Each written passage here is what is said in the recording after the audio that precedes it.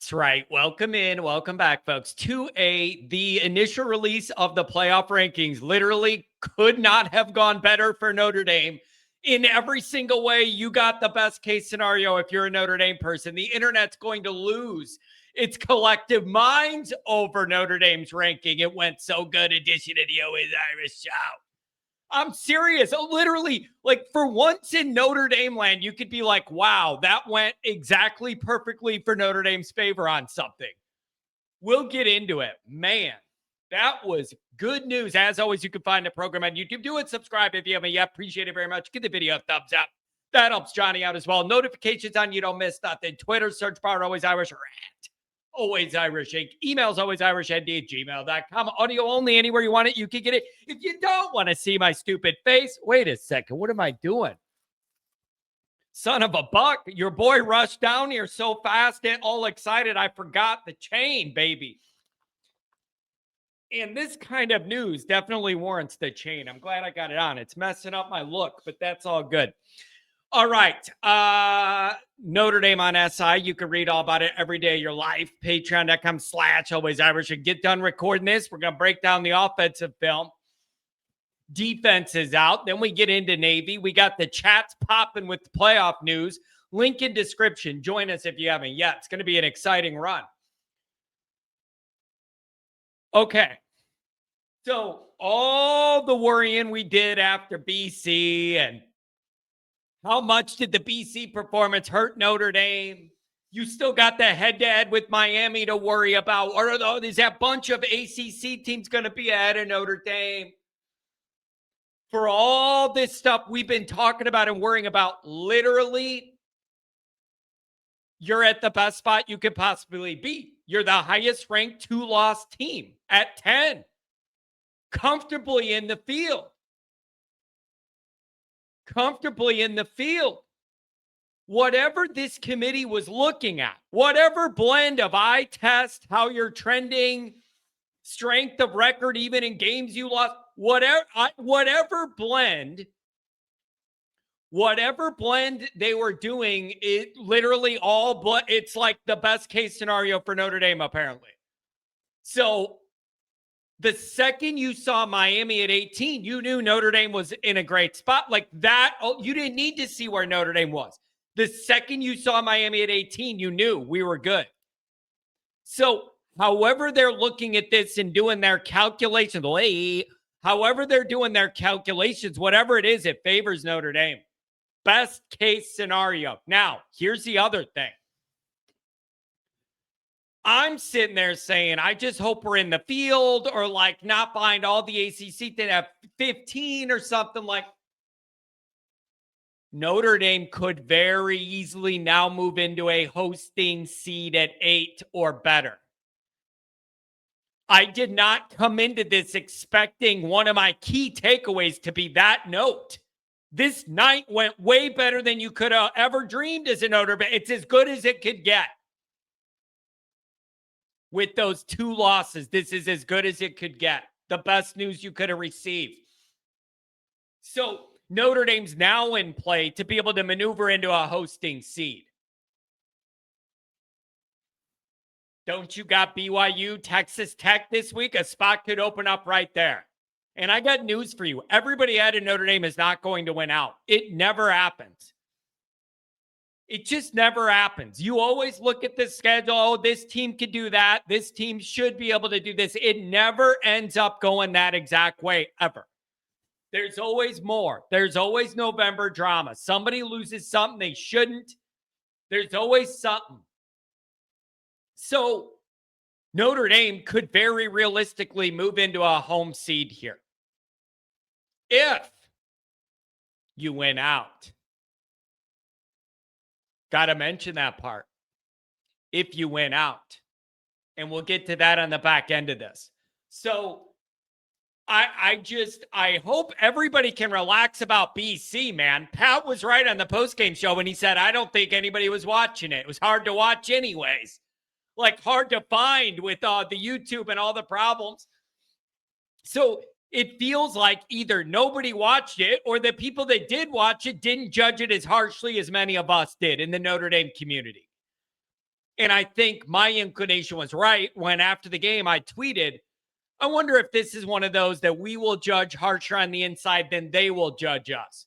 They may just see tough 2-touchdown plus win against a rival on the road. Looks like it played out that way. But Miami at 18 is, I know this doesn't have anything to do with it or whatever, but a part of me feels like their reputation in November collapses a part of this drop. People are like waiting for them to do it or something, and now they're happy to drop them real low. I mean, falling to 18, it was a bad second loss, especially, and I get that. But man, all of those people got to be so mad looking at Notre Dame with 2 losses and then where they're at. But like they said, if you're looking at kind of trending up or trending down, and what does your other loss look like? Is that worth anything? And ours is. And, so I don't know, or at least more than theirs. That's a decent loss. So I don't know, man. Is the ACC looking like a one-bid league that favors Notre Dame? BYU, Texas Tech, like if you're looking there at that conference, that was a concern of how that would play up, but Notre Dame safely in the field.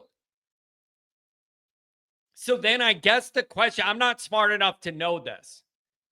Where Notre Dame is at 10, I know there's going to be movement ahead of Notre Dame. Some of these teams are going to lose. Notre Dame could maneuver into a hosting seat. But here's my question. I'm not smart enough to know this. If Notre Dame wins out, is there anything that could happen below Notre Dame in the rankings now where they get bumped? Or are you so far safely in now and that you don't have to worry about that? You get what I'm asking? Is there any combination of factors where sitting pretty at 10 now, if you win out, you get caught from behind somehow? Somebody smarter than me, let me know if that's even feasible, or if you're in a position now where winning you're in and winning you may be hosting. Unbelievably good night for Notre Dame. However they're looking at it, good job. Like Notre Dame people got to say good job. Ended up better than I thought. Couldn't have gone any better. Now, are you going to go beat Navy? And I'm telling you this, right? Here's the thing. If we're going to go with, a part of our off week, instead of just doing BC, we were looking at Navy too. If that's a part of the narrative, you better play good against Navy. If that's what we're running with to make us feel better about BC, you better hammer Navy. Anchors down, baby.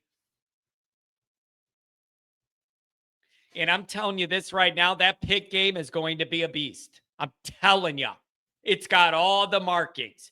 They're going to be mad that they have 2 losses and are rated lower than Notre Dame and all this, right? Like they're trending up. You're allegedly trending up, depending on who you ask. 12 noon game. Narduzzi hates us.